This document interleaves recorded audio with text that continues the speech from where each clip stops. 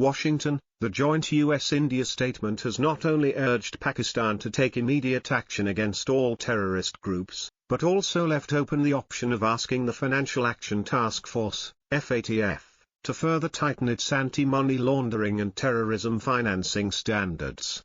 The statement, issued after a White House meeting between President Joe Biden and Indian Prime Minister Narendra Modi on Thursday, said the two leaders called upon the FATF to undertake further work identifying how to improve global implementation of its standards to combat money laundering and the financing of terrorism.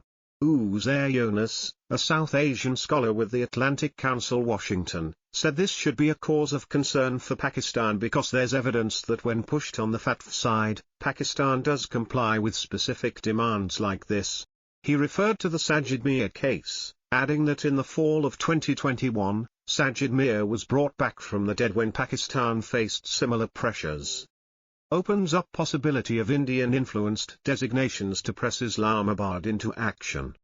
Mir was on the FBI's list of most wanted terrorists, and was wanted by both the US and India over the Mumbai attacks. Although it was initially claimed that he was dead, he was arrested by Pakistani security agencies in 2022 and subsequently convicted.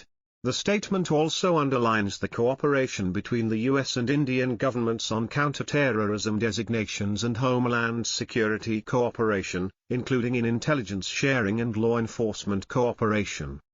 This gives them the option of joint designations, further increasing pressure on Pakistan to go after those declared terrorists by the Indian government.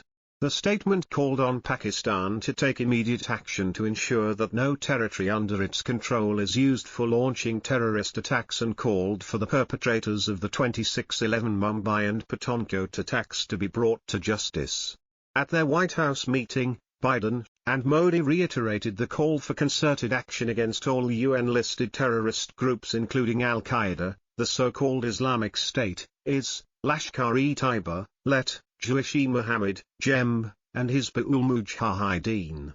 This means that the US is now aligning itself with India to push Pakistan to take verifiable actions against groups that in the past have received sanctuary or patronage, said Shuja Nawaz, a Pakistani-American scholar.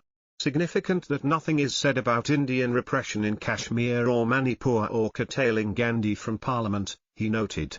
Mr. Yunus, however, pointed out that the message from the US has been loud and clear for a while: act against terrorists that have found a safe haven on Pakistani soil, especially those linked to LET and responsible for terror attacks in Mumbai and Pathankot. Asked why Washington was supporting an Indian demand, he said, the US has a long history of supporting this demand, and for valid reasons, as US citizens also died there. The joint statement stressed that the United States and India stand together to counter global terrorism and unequivocally condemn terrorism and violent extremism in all its forms and manifestations. The two leaders strongly condemned cross-border terrorism, the use of terrorist proxies, and they noted with concern the increasing global use of unmanned aerial vehicles, UAVs, drones and information and communication technologies for terrorist purposes, and reaffirmed the importance of working together to combat such misuse. Published in Dawn, June 24, 2023.